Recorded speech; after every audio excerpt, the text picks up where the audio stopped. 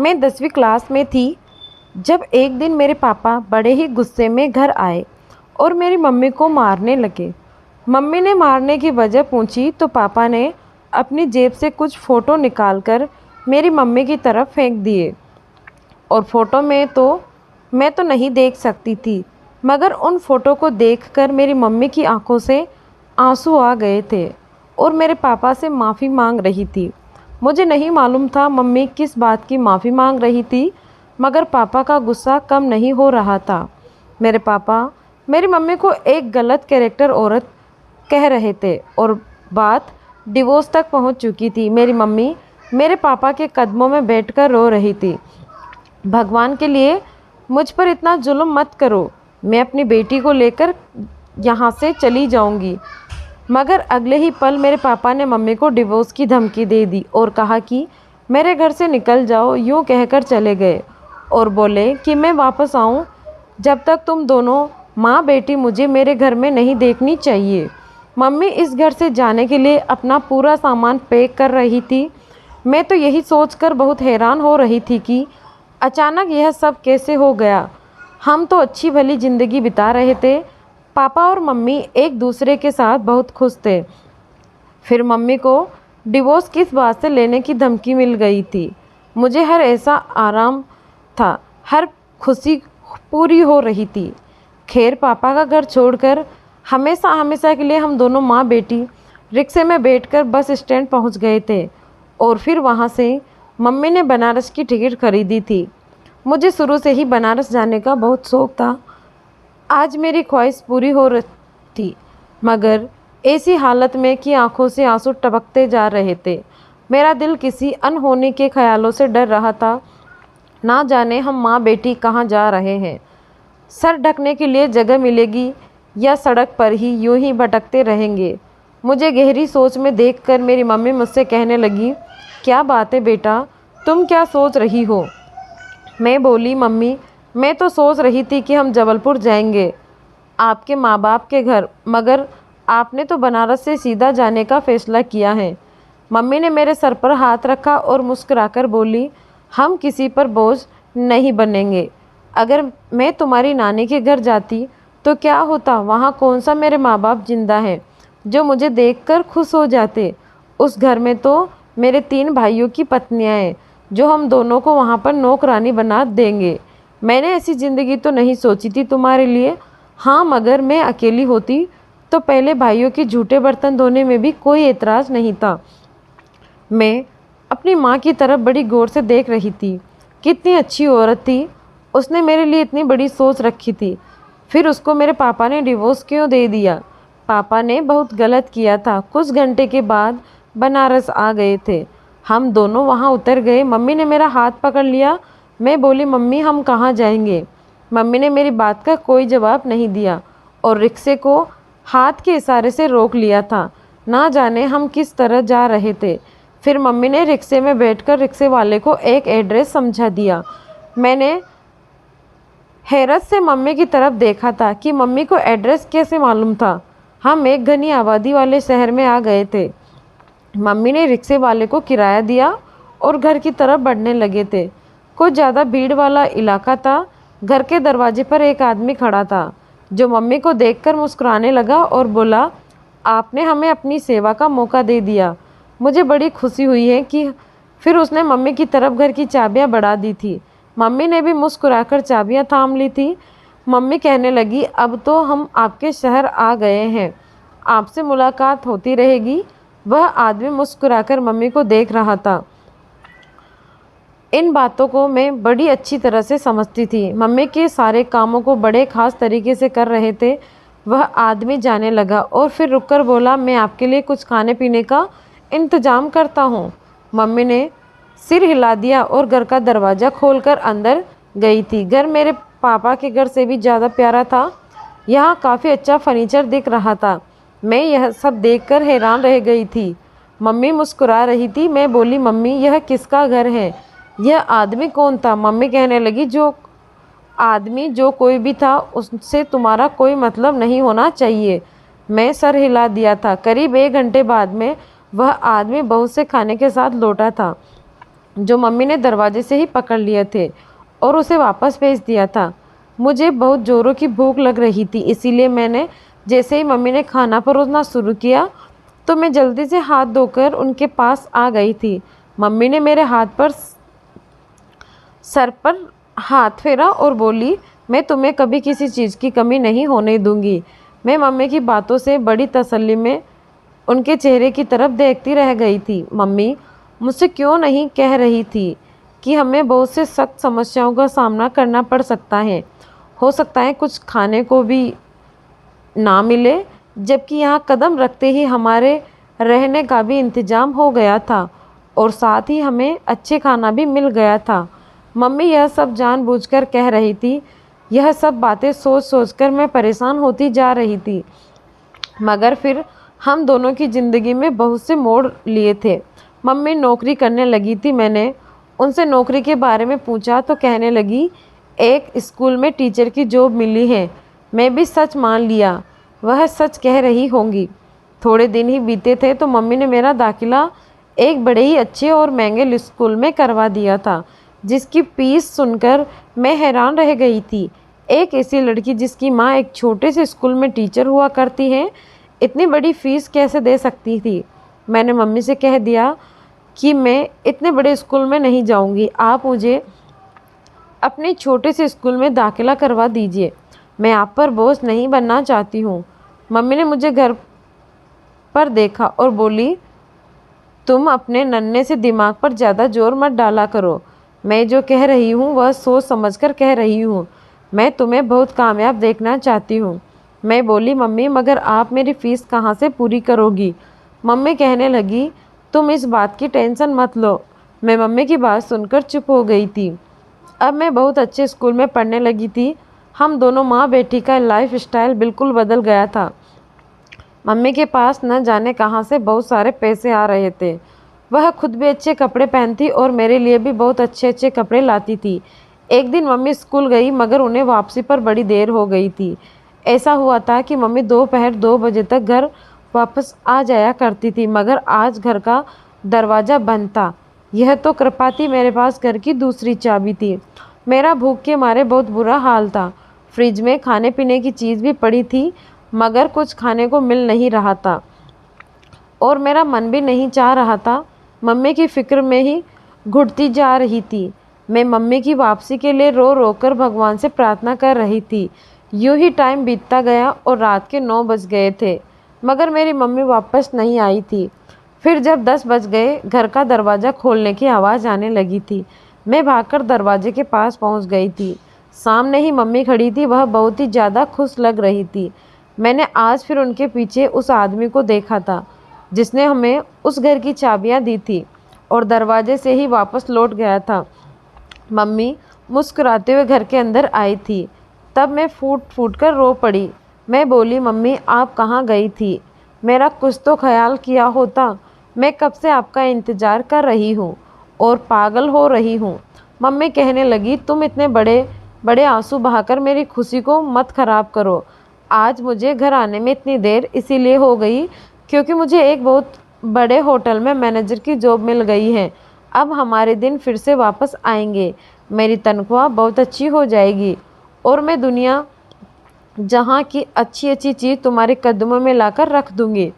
मैं बोली, मम्मी आपने पहले ही मुझे ऐसी चीज़ की कोई कमी महसूस नहीं होने दी। मम्मी बहुत खुश लग रही थी। खैर मुझे इस बात की रत्ती भर भी कोई खुशी नहीं हुई थी, क्योंकि मम्मी ने मुझे बताया था कि अब वह हर रात लेट वापस आया करेगी। स्कूल की तो 2 बजे छुट्टी हो जाया करती है, मगर होटल में रात को 9 से 10 बजे तक ड्यूटी देनी होगी। इसीलिए उन्होंने मेरे लिए नौकरानी का इंतज़ाम कर लिया था। इस बात पर मैंने एतराज़ भी किया था कि मम्मी मैं तो पहले मुझे मेरा बाप छीन लिया है और अब माँ भी दूर होती जा रही है। मैं एक नौकरानी के साथ सारी ज़िंदगी कैसे बिताऊंगी। मम्मी के चेहरे पर आज पहली बार मुझे गुस्सा नज़र आया था। वह कहने लगी, मैंने तुमसे तुम्हारा बाप नहीं छीना क्योंकि तुम अपने बाप के लगाए गए इल्ज़ाम को सच मानती हो।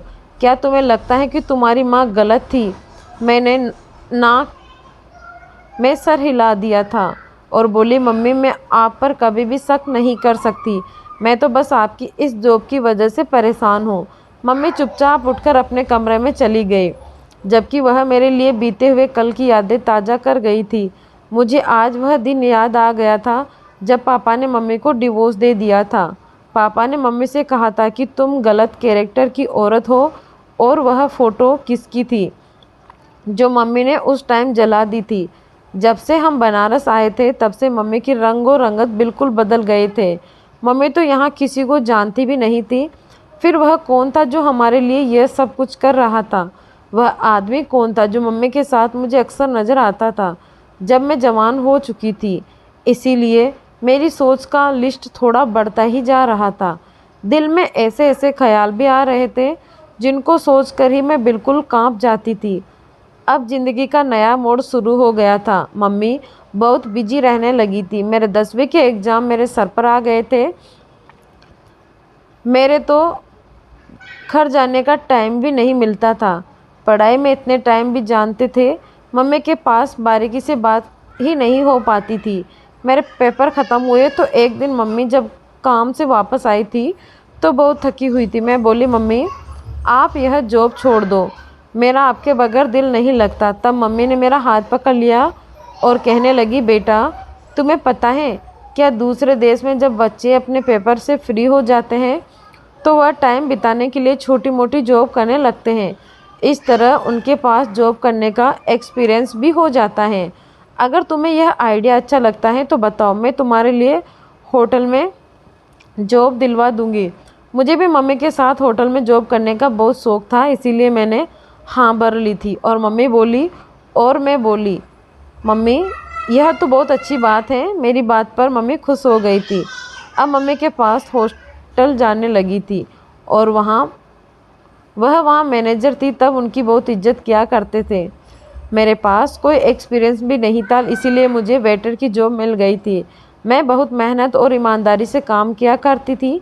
ज़िंदगी का एक नया पहलू मेरे सामने खुला था। यहाँ पर काम करने वाली बहुत सी लड़कियाँ मजबूर थी। ऐसी लड़कियाँ भी थी जो अपने घरों की भूख मरी और भूख की वजह से काम किया करती थी।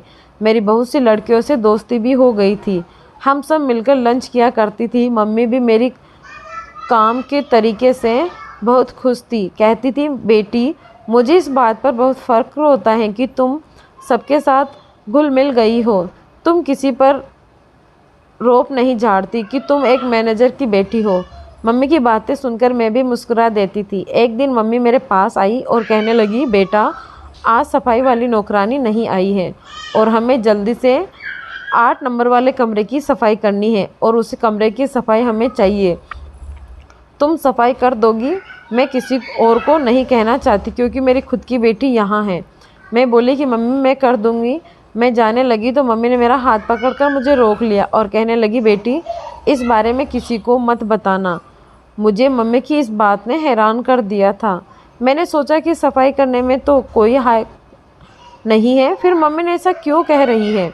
मैंने मम्मी से कमरे की चाबियां लेकर अंदर चली गई थी। मैं बड़े सुकून से उसे कमरे को देख रही थी। तब अचानक से अंदर अंधेरा छा गया। तभी मुझे किसी शख्स की हाथों की पकड़ महसूस हुई थी। वह हाथ मेरे क्यों? मैंने रोते हुए मम्मी को सारी बात बता दी। मुझे ये लग रहा था कि मम्मी को जब इस बात का पता चलेगा तो वह पूरे होटल को सर पर उठा लेगी। वैसे सीसीटीवी कैमरे का सारा रिपोर्ट जांच करेंगे। आखिर उस कमरे में मुझसे पहले कौन गया था? वह मेरे मुजरिम को सख्त से सख्त सज़ा दिलवाएगी। मगर मम्मी ने मेरी बात सुनते ही मेरे मुंह पर हाथ रख दिया था और फिर कहने लगी, बेटा तुम्हें मेरे सर की कसम है, इस बात को भूल जाओ। अगर यह बात खुल गई तो तुम्हारे हाथ सिवाय बदनामी के कुछ नहीं आएगा। हम दोनों दुनिया वालों को मुंह दिखाने के काबिल नहीं रहेंगे। लोग मुजरिम को गलत नहीं ठहराएंगे बल्कि तुमसे ही सवाल करेंगे, आखिर तुम कमरे में क्यों गई थी? मम्मी की बातें सुनकर मैं डर गई थी, इसीलिए चुप हो गई। मम्मी ने होटल में मेरी तबीयत खराबी का बहाना किया और मुझे अपने साथ अस्पताल ले गई थी। उन्होंने मेरा मेडिकल करवाया जिससे यह साबित हो गया था कि मेरे साथ बहुत बड़ा घिनौना काम किया गया है। मैंने माँ से बोला, हम पुलिस स्टेशन चलना चाहिए। मम्मी कहने लगी, वह तुमसे ऐसे ऐसे सवाल करेंगे तुम शर्म से पानी पानी हो जाओगी। तुम शर्म से पानी पानी हो जाओगी। अच्छा है, चुप हो जाओ। हम दोनों माँ बेटी घर आ गई थी। मैं अपने कमरे में चली गई और लेट गई। अपनी बेबसी के बारे में सोचने लगी थी। मैं अपनी बेबसी में कितनी बेबस थी। मुजरिम को यह सब करने से रोक नहीं पाई थी। फिर अब मैं उसे सज़ा भी नहीं दिलवा पा रही थी। वह आज़ाद घूम रहा था। अगर मैं आज आवाज़ उठाती तो वह जेल की सलाखों के पीछे होता। मगर मैं क्या करती। मम्मी ने मुझसे कह दिया था कि मैं खुद इस बात का पता करूंगी और मुजरिम को सज़ा दिलवाऊंगी। बस तुम सब्र करो, अपने हक में अच्छे की प्रार्थना करो और भगवान से प्रार्थना करो कि तुम्हारे मुजरिम को सबसे सख्त सज़ा मिले और मेरे सामने बेनकाब हो जाए। मैं कहाँ जाती थी कि मुजरिम की असलियत जानने के बाद मैं रिश्ते पर भरोसा करना छोड़ दूंगी। एक रात मैं अपने कमरे में बैठी अपनी किताबों की स्टडी कर रही थी तो मेरा दिल चाह रहा था कि मैं अपनी मम्मी के कमरे में जाऊं और उनसे बातें करूं और उनको बताऊं कि मैं किसी परेशानी में गुजर रही हूं। इसीलिए मैं मम्मी के कमरे की तरफ बढ़ गई थी। मैं दरवाजे तक पहुंची थी कि मुझे अंदर से किसी आदमी की आवाज़ सुनाई दी थी। मैंने बढ़ते हुए कदमों को एकदम से रोक लिया था। उसी टाइम मम्मी के कमरे से आदमी की आवाज़ आना नॉर्मल बात नहीं थी। मैं अंदर जाकर देखा तो सांस लेना भी भूल गई थी। मेरे तो होश उड़ गए थे। कमरे में कोई और नहीं बल्कि वही आदमी था जिसने मेरी इज्जत की धज्जियां उड़ाई थी और साथ में वो आदमी था जिसने पहले दिन उस घर की चाबियां मम्मी के हाथ में रख दी थी। और फिर उसके बाद तो मैं बहुत समय तक मुझे मम्मी के इर्द गिर्द नज़र आता था। मैंने एक झटके से मम्मी के कमरे का दरवाज़ा खोला और अंदर घुस गई थी। जब उन तीनों की नज़रें मुझ पर पड़ी तो वह घबरा गई थी। मैंने अपने मुजरिम के सामने खड़ी हो गई थी। मैंने उसको गिरबान से पकड़ लिया था और फिर उसके मुंह पर थप्पड़ों की बरसात कर दी थी। मैं चीख चीख कर बोली, तुमने मेरे साथ यह सब क्यों किया था? मैंने तुम्हारा क्या बिगाड़ा था? दूसरा आदमी मेरे मुजरिम को मारता हुआ देखकर गिरबान से पकड़कर बाहर निकल आया था, जबकि अब कमरे में मेरी मम्मी ही रह गई थी। मम्मी मुझसे नज़रें चुरा रही थी। मैं बोली, मम्मी यह आदमी यहाँ क्या कर रहा था? रात के 2 बज रहे हैं और फिर यह मेरा मुजरिम, आपने इसको मार मार कर बुरा हाल क्यों नहीं किया? मम्मी की आंखों में आंसू आ गए थे, जबकि मुझे आज अपनी मम्मी के चेहरे से, उनके आंसुओं से और उनके जिस्म से बहुत नफरत हो रही थी। मम्मी कहने लगी, बेटी मेरी शादी बहुत कम उम्र में हुई थी। मैं जब 15 साल की थी जब मुझे तुम्हारे पापा की दुल्हन बनाकर विदा किया गया था। मैं अपने माँ बाप के घर को छोड़ देने पर नाराज़ तो थी, मगर क्या करती थी? जैसे मेरे माँ बाप ने कहा मैंने वैसा ही किया। मेरे माँ बाप बहुत अमीर थे, मगर उन्होंने मुझे कोई लंबा चौड़ा दहेज नहीं दिया था, बस नॉर्मल सामान दिया था। इस बात का दुख तुम्हारे पापा को बहुत था। एक दिन कहने लगे, मैं तुमसे शादी सिर्फ पैसे और दहेज के खातिर की थी, मगर तुम तो खाली हाथ मेरे माथे मार दी गई हो। तुम अपने माँ बाप के घर जाओ और गाड़ी का मांग करो। मैं तुम्हारे बाप को मना किया था, यह सब अच्छा नहीं है, मगर उसने मुझे डिवोर्स की धमकी दे दी। मुझे मजबूरन पापा के पास गई और उन्हें सारी बातें बता दी। पापा कहने लगे, बेटी मुझे माफ़ कर देना, मुझसे बहुत बड़ी गलती हो गई है जो तुम्हारे लिए ऐसे आदमी को चुन लिया। मैं चुप रही तो पापा बोले, मगर मैं तुम्हारे पति की बात आज मान ली तो वह तुम्हें भी बिना कारण मारता रहेगा, हमेशा उम्र भर तुमसे चीज़ मंगवाता रहेगा और तुम्हारी माँ तो इसके मांग को पूरा करते करते मर जाएगी। हमारी मृत्यु के बाद क्या होगा? तुम्हारे भाई यह सब कर लेंगे? वह कभी नहीं करेंगे। तुम्हारा पति तुम्हारा जीना हराम कर देगा। उसको जाकर मना कर दो। मैंने ऐसा ही किया, मगर बात सच में डिवोर्स तक पहुंच गई थी, जबकि पापा ने उसके सारे शर्त पूरे किए थे। तुम्हारा बाप तुम्हें जो भी करवाता था वह सारी चीज़ें मेरे माँ बाप के घर से आई हुई थी। फिर मेरे मम्मी पापा की मृत्यु हो गई थी। एक दिन तुम्हारे पापा ने लंबी चौड़ी लिस्ट मुझे थमाकर मुझे मेरे भाइयों के घर भेज दिया था। उन्होंने यह सब देने से मना कर दिया। तुम्हारे पापा ने मुझ पर गलत से गलत कैरेक्टर का इल्ज़ाम लगाकर मुझे डिवोर्स दे दिया और मेरी तस्वीर जो उस दिन मैंने जलाई दी थी वह तेरे पापा ने मेरी और किसी गैर मर्द की एक साथ बनवाई हुई थी। वह सब झूठी थी। मुझे और मेरे भाइयों को ब्लैकमेल करना चाहता था, मगर मैं अब तक तुम्हारे मुजरिम को मेरे सामने लेकर आया था। यह तुम्हारे सगे बाप का भेजा आदमी था। उसे पता चल गया था कि मेरे बाप ने मेरे नाम जायदाद कर दी थी और मैं उसके बगैर कुछ अच्छी ज़िंदगी बिता रही हूँ। उसे यह सब बर्दाश्त नहीं हुआ। वह मुझे सुकून से देखना नहीं चाहता था, इसीलिए उसने अपनी ही बेटी की इज्जत खराब करवा दी, बस इसीलिए मुझे नीचे दिखा सके। मम्मी की बात सुनकर मैं हैरान रह गई थी। मम्मी मुझे बताया कि मेरे मुजरिम को उन्होंने पुलिस के हवाले कर दिया है। अगली सुबह मैं थाने गई थी ताकि मम्मी की बातों की जांच कर सकूं। मम्मी का एक एक शब्द सच्चा था। वह आदमी मेरे बाप का ही भेजा हुआ था। मुझे तो यकीन नहीं आता कि कोई इंसान इतना हद तक नीचे गिर सकता है। मेरे मुजरिम को कानून ने सज़ा दी और मेरे बाप को भगवान ने सज़ा दी। वह पैरालिसिस का शिकार हो गया था, बिस्तर पर पड़ा था, उसका पूरा बदन सड़ चुका था। मेरे मुजरिम को तो सज़ा मिल गई थी, मगर जिसे हम अपना अत्याचार किया था उसको तो भगवान ने उसके कुकर्मों का फल दिया था। वह इतना परेशान हुआ कि जिससे मुझे जन्म दिया था वही मेरा असली बाप और मेरा गद्दार था। फिर किसी और पर भरोसा कैसे कर सकती थी। मेरा दिल करता है कि मैं अपने बाप के पास जाऊं और उससे पूछूं कि उसने मेरे साथ ऐसे जुल्म क्यों किया। मैं तो उसकी सगी बेटी थी और बेटियों को तो लोग जान से ज़्यादा प्यार करते हैं। मैं अपने दिल का बोझ उतारना चाहती हूँ। आपको क्या लगता है, मुझे अपने बाप के पास जाना चाहिए या नहीं? आप उसको उसके हाल पर छोड़ देना चाहिए? आप अपना जवाब कमेंट बॉक्स में ज़रूर लिखिएगा।